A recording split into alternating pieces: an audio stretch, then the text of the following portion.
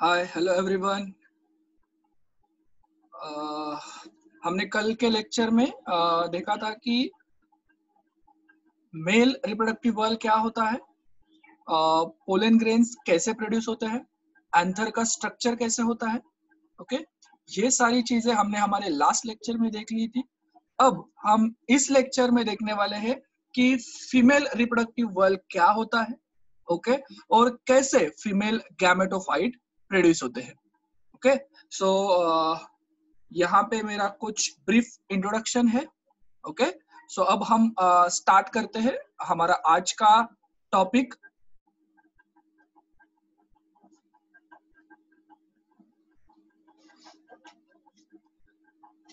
हमारा आज का टॉपिक है फीमेल रिप्रोडक्टिव वर्ल।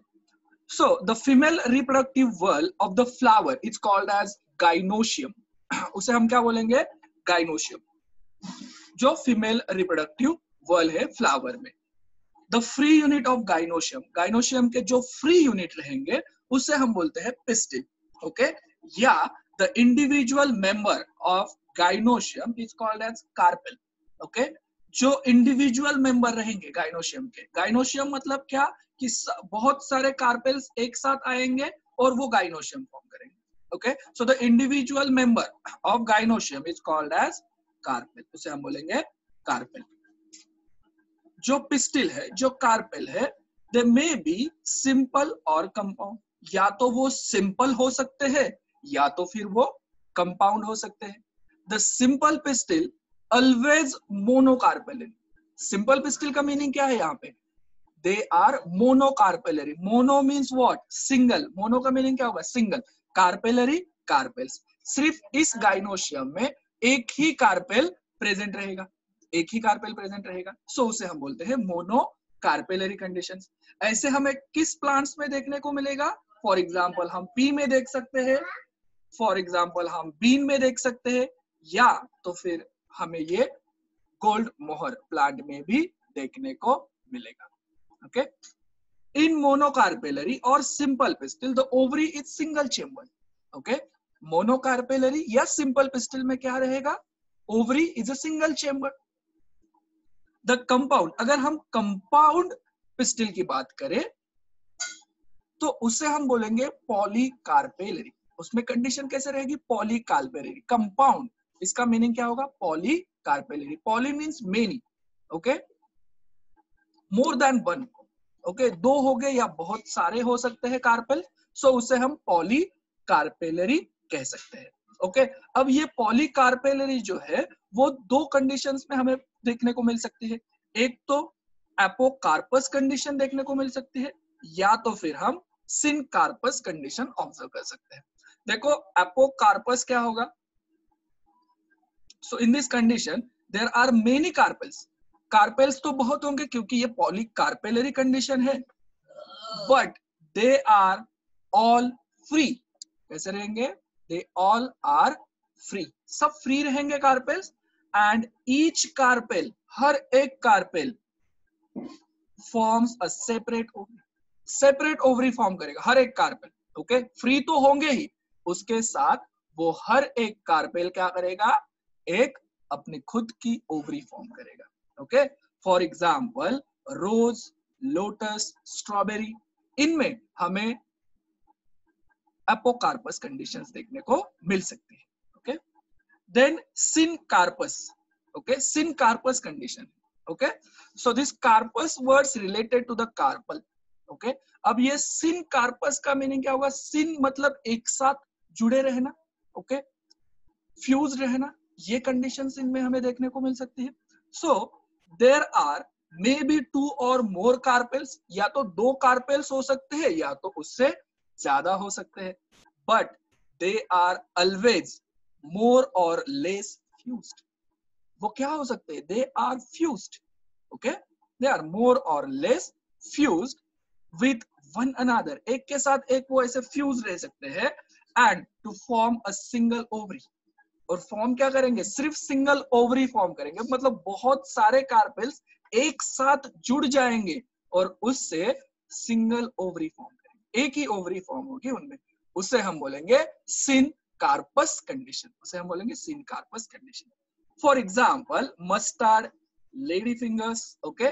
सो पेपवे, इनमें हमें सिन कार्पस कंडीशन देखने को मिल सकती है, जैसे कि आप इस इमेज में देख सकते हैं. ओके, ये देखिए यहाँ पे ये एक कार्पेल है, ये एक कार्पेल है, ओके, ये कार्पेल है. सो इनमें क्या है, उनकी खुद की अलग ओवरी उन्होंने फॉर्म की हुई है, ओके, और ये फ्री है. बट आप इस डायग्राम में देख सकते हैं ये बहुत सारे स्टिग्मा है, ये क्या है, एक साथ अटैच हुए, फ्यूज हुए हैं, और इन्होंने सिर्फ ये एक ही ओवरी क्या की है, फॉर्म की है, उसे हम बोलेंगे सिन कार्पस कंडीशन. ओके, सो वैसे ही दूसरा एक एग्जांपल है माइकेलिया का, एपोकार्पस कंडीशन हम उनमें देख सकते हैं, जैसे कि आप यहाँ देख सकते हैं कि ये जो है वो हर एक फ्री कार्पेल्स है, और उन हर फ्री कार्पेल्स की एक खुद की ओवरी होगी. Okay, so it is all about the female reproductive valve. Okay, now अब हम लोग देखेंगे कि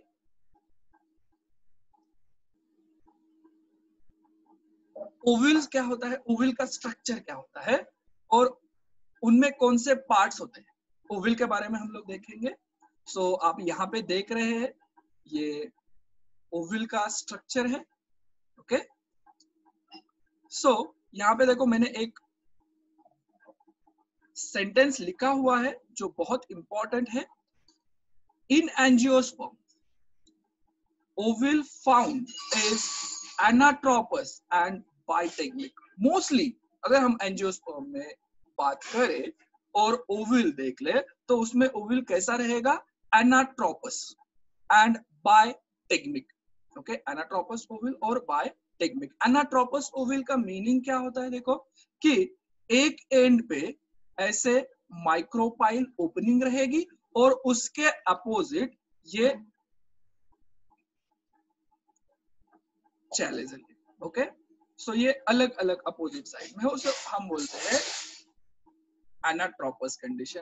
एंड बाइटेग्मिक मतलब दो टेगमेंट, सो दो इंटीग्यूमेंट्स प्रेजेंट रहेंगे, एक आउटर इंटीग्यूमेंट रहेगा, एक इनर इंटीग्यूमेंट रहेगा. So it is a बाइटेग्मिक.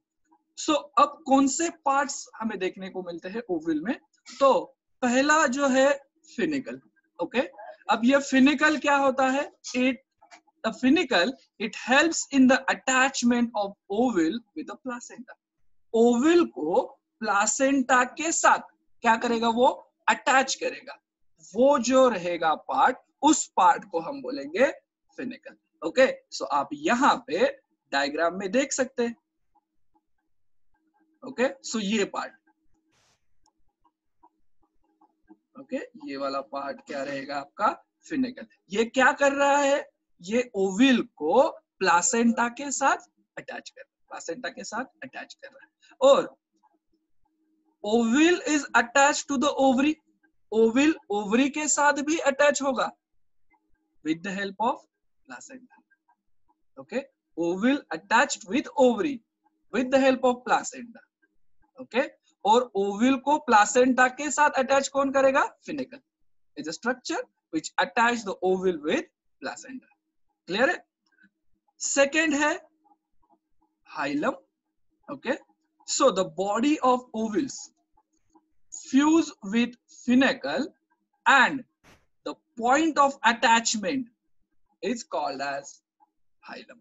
Okay, मतलब जो ओविल की बॉडी है वो ओविल के बॉडी फिनिकल के साथ फ्यूज हुई है, और वो जिस जगह पे फ्यूज हुई है उस जगह को, उस पॉइंट को हम बोलेंगे hilum. So hilum is a point where ovule fuse with फिनिकल.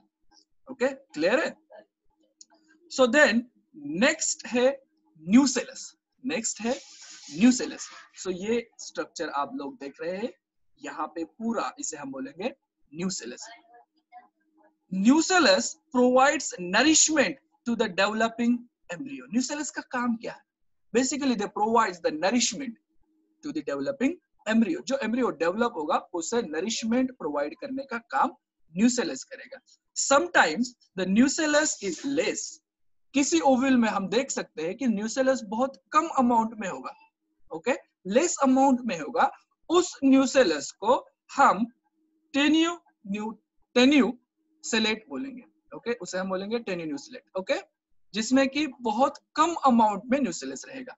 और इफ न्यूसेलस इज प्लेंटी, बहुत ज्यादा न्यूसेलस प्रेजेंट है, तो उसे हम बोलेंगे क्रासिन्यूसेलेट, उसे हम बोलेंगे क्रासिन्यूसेलेट। सो टेन्यूसेलेट एंड क्रासिन्यूसेलेट आपको याद रखना है, ओके। सो जिसमें बहुत कम न्यूसेलस है उसे हम बोलेंगे टेन्यूसेलेट, और जिसमें बहुत ज्यादा न्यूसेलस है उसे हम बोलेंगे क्रासिन्यूसेलेट, ओके। फिर है माइक्रोपाइल एंड, ओके, फिर पार्ट है माइक्रोपाइल एंड। यहाँ पे आप देख सकते हैं माइक्रोपाइल एंड, ये हम क्लियर कर देते हैं, ओके। सो यहाँ पे आप देख सकते हैं ये माइक्रोपाइल एंड है, okay. So the integument leaves a narrow passage.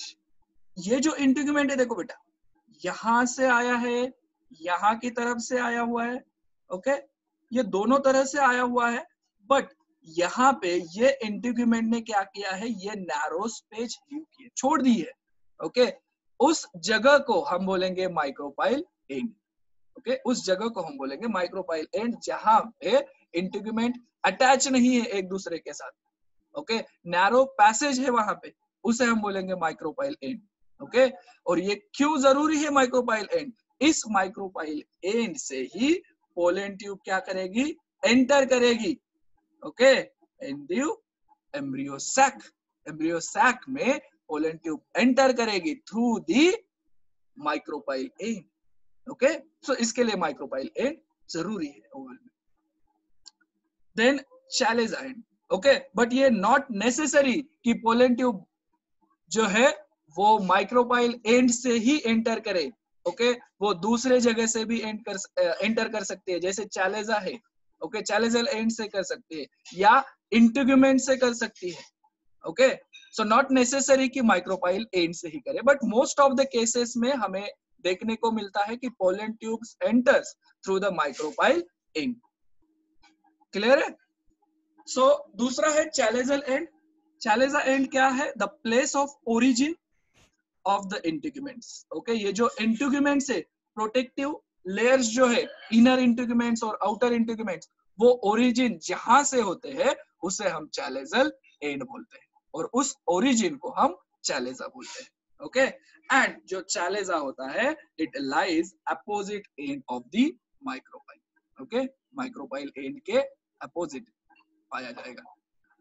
Then integument, हम बार बार देख रहे हैं इंटीग्यूमेंट। इंटीग्यूमेंट क्या है, integument protects the inner tissues of the Oval, Oval के जो इनर टिश्यूज रहेंगे उनको प्रोटेक्ट करने का काम कौन करेगा, इंटीग्यूमेंट्स। इंटीग्यूमेंट्स, इनर इंटीग्यूमेंट्स रहेंगे, आउटर इंटीग्यूमेंट्स रहेंगे, ओके।